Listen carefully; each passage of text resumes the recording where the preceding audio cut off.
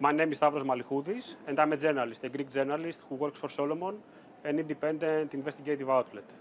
I didn't originally want to become a journalist. I grew up in a country where journalists are not respected at all. But then I realized that I really liked meeting people, telling their stories, and in the term that I could, also serving the public. And this is how I got more into journalism. Journalism is not considered a threat to democracy. It's a pillar of democracy. It's essential for democracy. And I think that we really see our role into serving the public, serving democracy. Yes. In 2020 or 2021, we did a story which was called The Logbook of Moria. This was about unaccompanied children who lived in Moria, the most infamous camp at the time. And the crazy thing in my experience, the very different thing is that it was based on a notebook that personnel who was keeping the children safe kept.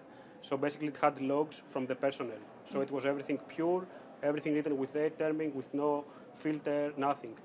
What we did a story on this, and first of all, when I read the logs of it, this was really a life-changing experience because it was the first time that we didn't report on something based on what maybe you say or what I say or what sources say, but it was pure, clear from the logs of the people who were there to protect the children. But you saw, reading the pages, that they felt so unable to do so and they felt desperate that they couldn't help the children. For us, Daphne Caruana Galizia, to be associated with her, it's a great honor. We know her work, we know the pressure she went through. We know how she died. She died because she was a journalist, not because she had any other identity. So for us, who are trying, we are young journalists and we are trying to do investigative journalism that serves public, that serves our communities, our countries, the people. I think this is a very strong message that we should continue and that we shouldn't let any kind of pressure keep us back, but we have to try to serve the public. I think it is. I think there are lots of pressures. I think we have cases in Europe in the last years. We have in Greece a case of a journalist that still goes unpunished after more than 2 years, of a very high-profile journalist, not someone like me, someone like my colleagues, like a journalist that everybody knew.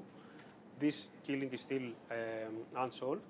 I think there is pressure, but I think, and I know that there is a great community of journalists in Europe who are not going to stop. And I'm sure about it. There are so many journalists that I admire in Europe that I feel that journalism can go through.